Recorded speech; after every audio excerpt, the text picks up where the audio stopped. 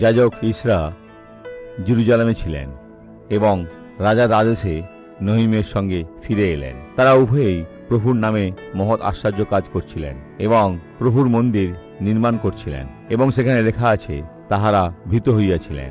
এটি 3 অধ্যায়ের পদ 3 আছে।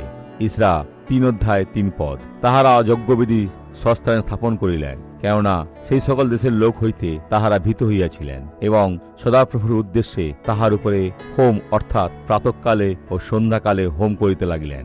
আজকাল আমরা আর নৈবেদ্য দিই না, কিন্তু তার পরিবর্তে আপনি ঈশ্বরকে আপনার প্রশংসা, আপনার ধন্যবাদ জানাতে পারেন, তার মহিমা নিবেদন করতে পারেন। এটি ঈশ্বরের কাছে অত্যন্ত প্রীতিকর হবে এবং তিনি আপনাকে আপনার আশীর্বাদ প্রদান করবেন। আমি এখন আপনাকে আশীর্বাদ করব, কিন্তু জীবনে সফল হতে হলে আপনাকে ঈশ্বরের ইচ্ছা পালন করতে শিখতে হবে। আসুন আমরা প্রার্থনা করি।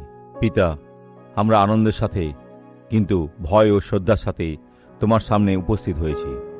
দুর্ভাগ্যবশত আমরা তোমার প্রত্যাশা অনুযায়ী নই, কিন্তু আমরা তা হতে চাই। আমাদের পাপসমূহ ক্ষমা করুন, আমাদের উদ্ধার করুন হে প্রভু, এবং এখন থেকে আমাদের ব্যবহার করুন। তোমার বাক্যের পরিচারক হিসাবে আমি এই ব্যক্তির বিরুদ্ধে থাকা সমস্ত মন্দকে বেঁধে ফেলি, আমি তা দূর করে দিই এবং বলি, যিশুর নামে আপনি আশীর্বাদ প্রাপ্ত হন। ঈশ্বর আমরা মঙ্গল করুন।